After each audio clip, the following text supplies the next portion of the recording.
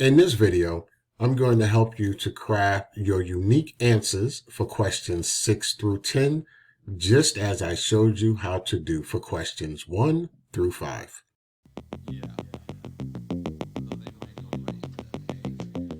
Let's jump right in, but I want you to always keep in mind that the goal is to help you create unique answers to job interview questions that fit you so no one else can use them. So now let's do a recap of the first 5 questions that we went over.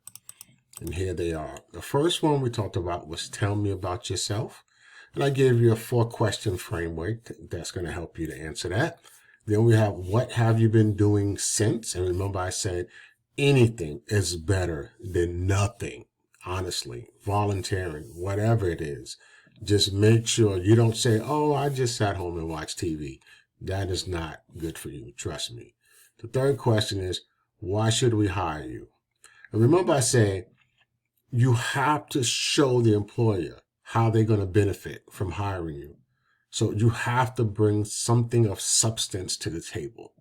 And look, you're going to have to probably watch part 1 again and part 2 and part 3, because if this is something that you're not used to, you have to get used to it. It's like exercising. The more you do it, the better you get at it, and then the easier it becomes. Sorry, it's no way to get around this. 4, why do you want this job? Remember I said, out of all the jobs that you saw, why did you pick that one? What caught your attention about that job? And then 5, what do you know about us? Remember I said, do not go to the About Us section.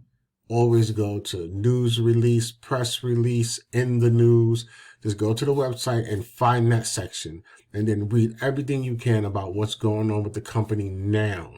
And then figure out how what you possess can add to what they want to do, where they want to go, what new projects are coming out, anything you want to connect yourself to where they are going. So now let's get to question 6. What is your greatest professional achievement? I'm going to help you kind of figure out what this is for you, because this is almost like the interview question, what is your greatest strength? What is your greatest weakness?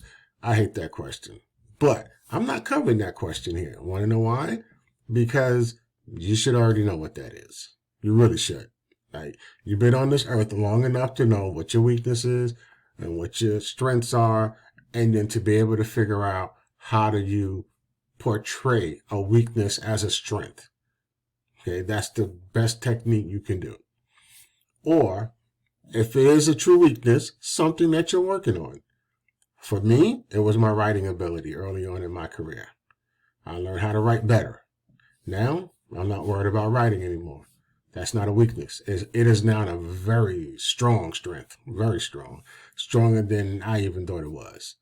But what are you proud of that supervisors complimented you on? Think about the compliments you got in the previous roles, even in your current roles. What compliments do you get? Write that down, okay? Write it down.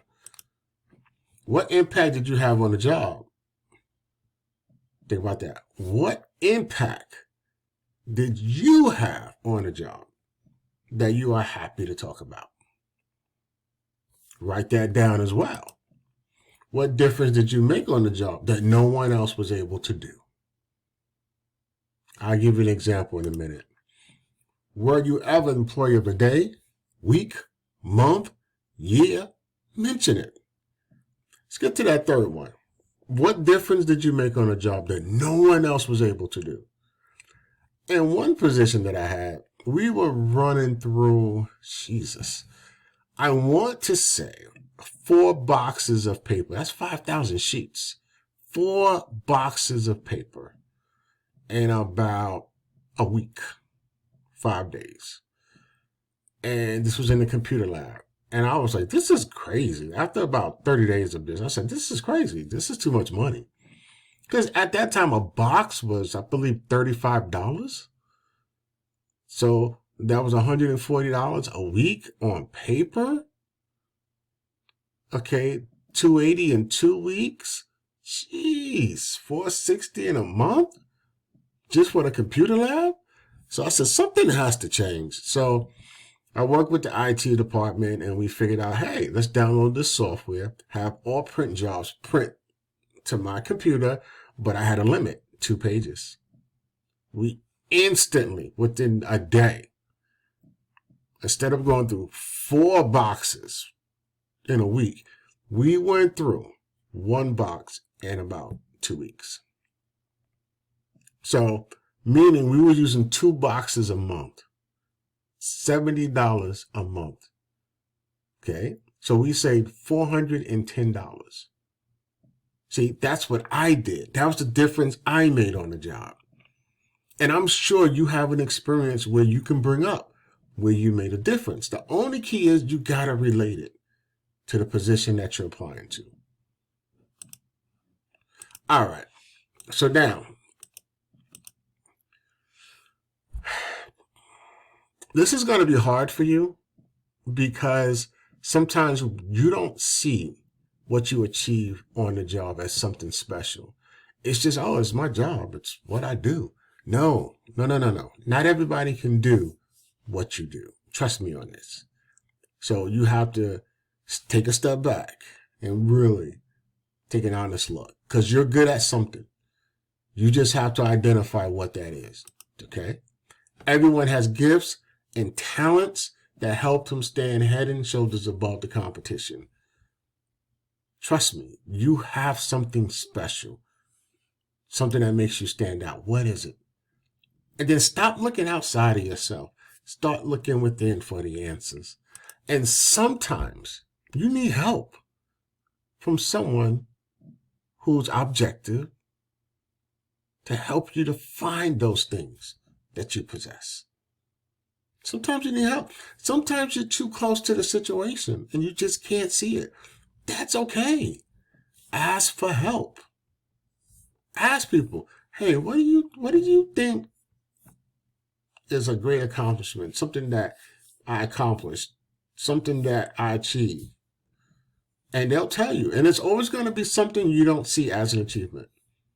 I promise you, you're going to write it off as, that's just what I do. No.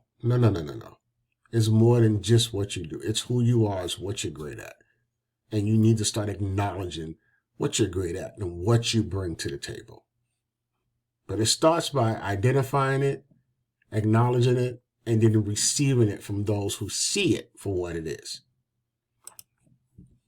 So what challenges at work do you have? So I'm going to give you a method that you must follow. Okay, it's 2 of them. If you follow these methods, you can use either one. It doesn't matter because I could have swapped the word challenges here for problems, and you'll see in a minute. There's the PAR and the CAR.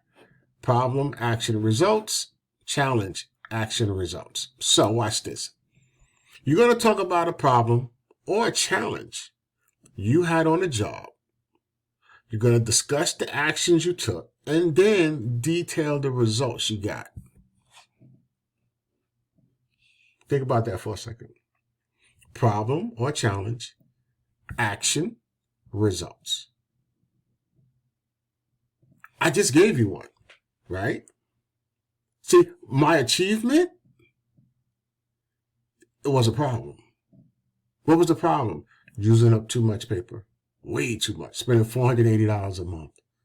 What was the action I took? I connected with IT and said, we got to figure this out. We can't keep using this much paper. What was the result? We reduced the amount of paper usage, thereby reducing the cost and saving money for the business. See, I identified a problem. I took the action and I specified the results. Or it could have been a challenge. Like, I can give you a challenge. It's easy. I had to train 100 people at one point by myself for several months with no assistance. Challenge. What was the action I took? I determined because the people had to be there when they didn't want to be there, I had to basically control my room. They call it classroom management skills. I had to do something way better than that. I literally had to control my room. I had to take control and ownership of the room to ensure that whatever happened in that room only happened if I allowed it. And that means I had to be a little assertive. Put my foot down and keep it down. What was the result? Very few, I can literally count it on maybe one finger, very few incidents in a room packed with 100 people for 7 hours a day. Okay? There was a challenge. I'm not going to sit here and say it wasn't. But I took action. I controlled the room. I controlled the space. I set the rules and I stuck with it. And one person acted out. Just one. I am not going to tell you about that incident, but don't worry about it. So, what's the problem? What's the challenge? What's the action you took? What's the results you got? Now, this is important. Do not think it has to always be a positive result, because you can learn from negative results. You can learn from when things don't work out. Okay? Don't ever think it always has to be a positive result, because depending on the job I'm going for, I might talk about a problem or a challenge where I took action and it didn't work. But I'm going to follow up with, this is why I know it didn't work. And then the next time this happened, this is what I did. So I'm showing that I can hit an obstacle. I can reevaluate why it didn't work. Turn around when the problem arises again. I can get a better result because I learned from that experience. So don't ever worry about the result having to always be positive. It doesn't have to be. Employees want to see how you handle pressure and stress. Yes, they do. They want to see how you think and process information. Why is that important? Because they want to see if your problem solving are like their methods. Why do they need to know all of this? Because they want to know if you're a good fit for their culture. There's culture add and culture fit. I am not going to touch that. You can look it up on your own. They want to know if you fit. Sometimes they want to know if you add. Are you bringing something that they need? Which goes back to what I've been telling you in the first part. What are you bringing to the table that's going to demonstrate to the employer how they're going to benefit from hiring you? Okay, that's important. You're going to hear me say this at least 3 or 4 more times. That's really important. Where do you see yourself in 5 years? I used to hate this question. I'm not going to lie. Now, it's not a big deal for me. But for you, it might be a big deal. So here's the traditional answer. In a position where I can assume more responsibility and help the company to grow. So many people say this on interviews. Oh my goodness. The key is you have to be more specific. What do you mean be more specific? Let me give you a couple of ideas here. What position would you like? Now, you have to understand, the only way you're going to get this answer is if you did your homework. Remember, I told you, know the job, know the company, know the industry, know the competition. If you did your homework, I call it homework. People call it research. But I call it homework. You do your work at home. But if you did your homework, you will have enough information about the company that you would be able to know which position you want. Is it the marketing supervisor, sales manager, customer service manager, etc.? Like, which role do you see yourself in 5 years? Okay, you need to know that. Or roles, if it's more than one. What type of responsibilities do you want? Overseeing a process by yourself, supervising people, installing stuff. Okay. How would you like to help the company to grow? More customers, more sales, better customer service, better delivery of the product or service. And I'm going to say this again. The company has to see how they're going to benefit from hiring you. Okay, that's so important. But you need the answer.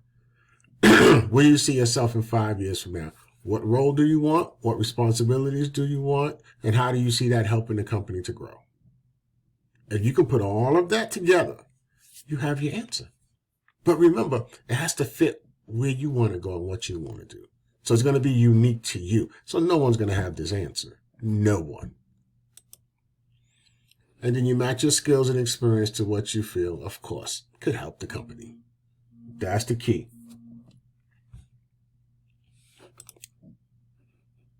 Now, this is a little tough one. This is tough. I know it is, because so many people tell me, why are you leaving your current job? Well, here's some good reasons. These are not exhaustive. Okay, this is just samples to kind of get you to understand what are good reasons and what are bad reasons. Okay, no room for growth, no room for advancement. I think that might be the number one, outside of no money, but we'll get to that in a minute. Too far from my house, travel time. Maybe the business relocated, and it's like, I can't travel that far. It's not going to work. It's not feasible. Maybe the schedule changed, and you cannot accommodate it. Sometimes that happens. Maybe you're going back to school and you're just looking for a job that could accommodate your schedule. Like, there's a lot of reasons why you might be leaving your job. But what you don't want to say, you never want to imply, oh, they don't pay me enough, so I'm leaving because I need more money. Unfortunately, if you say this, the company that you're interviewing with automatically knows. So if you ever feel we're not paying you, you're going to end up leaving us. No company wants to hire someone that's not going to stay. The goal is for you to stay long term. So if they see on your resume you're job hopping, now you can job hop depending on your industry. It's actually recommended you job hop in certain industries, especially the tech industry, because that's how you increase your salary. But in most industries, job hopping is not good for you, just so you know. So just keep that in mind. You need a challenge. Oh boy. See, here's the problem with that statement. If you say, oh, I need a challenge, then if the job is monotonous, day in and day out, it is not challenging. The person interviewing you is going to know, oh yeah, they're not going to be here long. They're going to get bored and they're going to end up leaving. Nope, not going to hire them. You're not looking at this the way the employer is receiving it.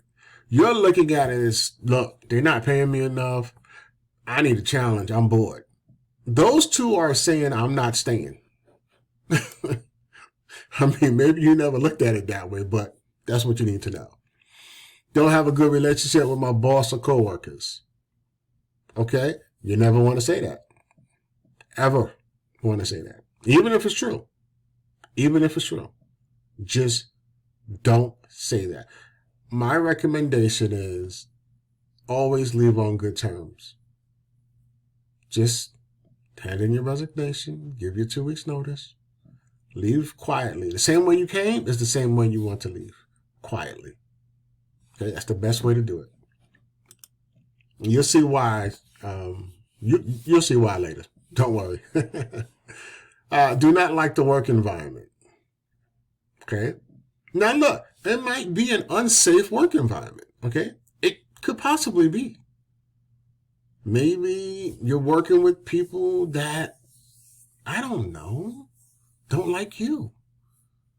Maybe they are not nice people. The environment is toxic. You get thrown under the bus every day for something you didn't even do. Like, I get it. But you don't say that on the interview. Okay? You don't. You reframe it so you can use it. Like, if the environment is toxic and you really can't stand working there, then you say, I'm looking for an environment where, and you state the environment you're looking for, where you know you can grow and develop as a person, as a worker, and you take the negative and you switch it to a positive. How you being treated is not what you like. How would you like to be treated? That's what you bring up. That's the environment you talk about that you're looking for. And tie that into your research and see if the company has that type of environment. And then you say, I can't wait to work with you guys because I see you care about your staff.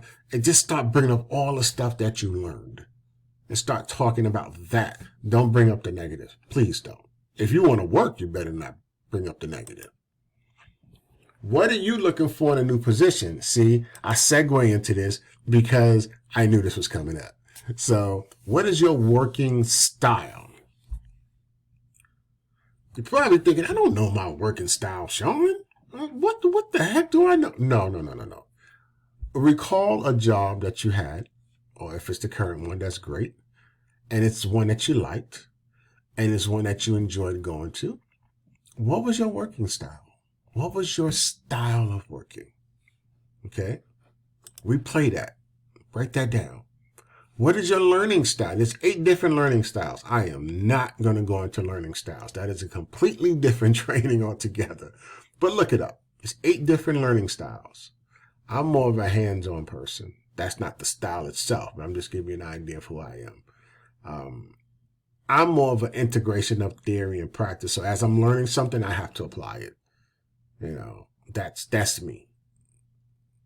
But like I said, that's not a specific style. I'm not using the terminology. I want you to look it up for yourself so you can see what the 8 different styles are.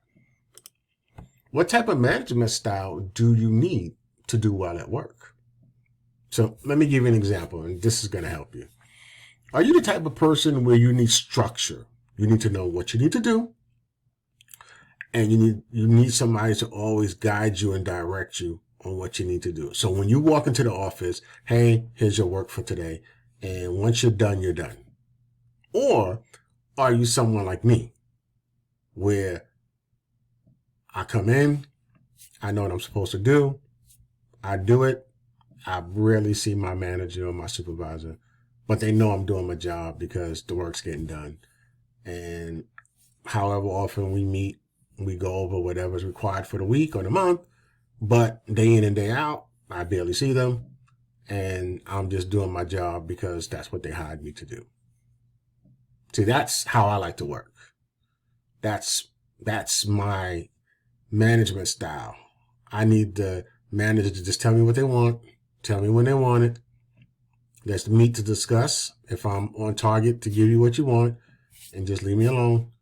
And that's it. That's just me. I don't need any hand holding. Okay. So what type of management style do you need? I don't deal with micromanagers very well. I don't deal with authoritarian style managers at all. I don't particularly like laissez-faire, like complete hands off. But if we can meet once a week, go over, I give you an update. You tell me if I'm on point. Boom, boom. We good? All right. See you next week. That's it. Unless something comes up. That's just how I work. So you got to know your working style, your learning style, what type of management you need, and what type of people you want to work with. Okay. I don't particularly have a preference of people I work with, to be honest. I can work with anybody. Let me say it this way so that way it makes sense to you. I'm not paid to like people. I'm paid to do a job. So when I go to work, whether I like you or not is irrelevant. You have a job, I have a job. If we need to work together to get the job done, I will be friendly. I will work with you. I don't have to like you. I don't have to talk to you. I don't have to be your friend. But we have a job to do. And I'm going to make sure that job gets done and gets done well. Now, would it be nice if it's a friendly environment and we get along and we talk? Of course, it's always nicer. But I don't need that. I understand my purpose for being hired is to do my job. And so I will be cordial and do my job.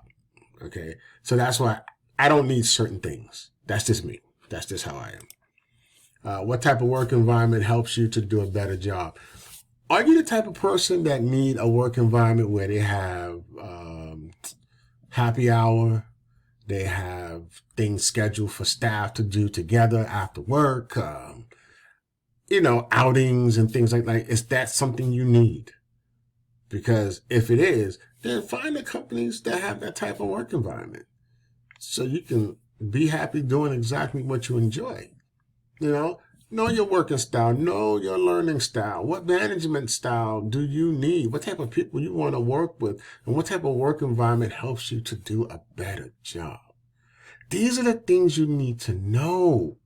This is why I always tell people, if you honestly don't know the answers to these questions, you really shouldn't be looking for a job, because you're going to end up in a miserable position working for a horrible company, and all you're going to do is complain each and every day. And that's not what you want. So you need to come up with these answers. Once again, you thought I'm going to give you the answers? No, I'm not. I said I'm going to show you how to create unique answers to job interview questions that no one can use but you. And in order for that to happen, you have to know this information. If you don't know this information, yes, you're going to sound like everybody else. But that's not what you want. You want to stand out from everyone else. So there you go. Those were the 5 questions. 6, 7, 8, 9, and 10 questions. Now, I want you to do something for me, okay? Here's your action steps. I want you to actually get a piece of paper out, or open up Microsoft Word or Google Docs, whatever you want to do.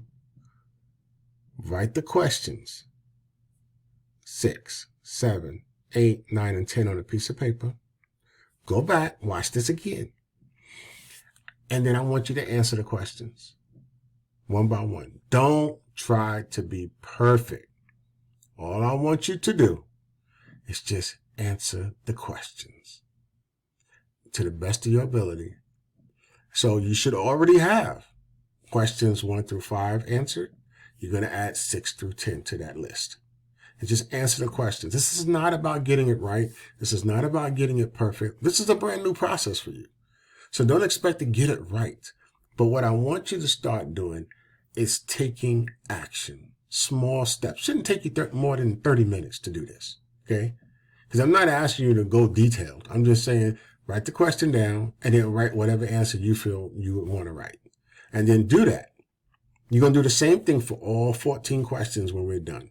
Then I'm going to ask you to do something once you answer all of those questions. But we didn't get there yet.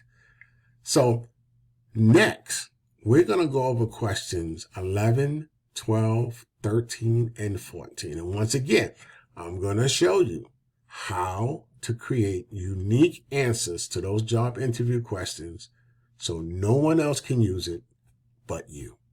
See you in the next video.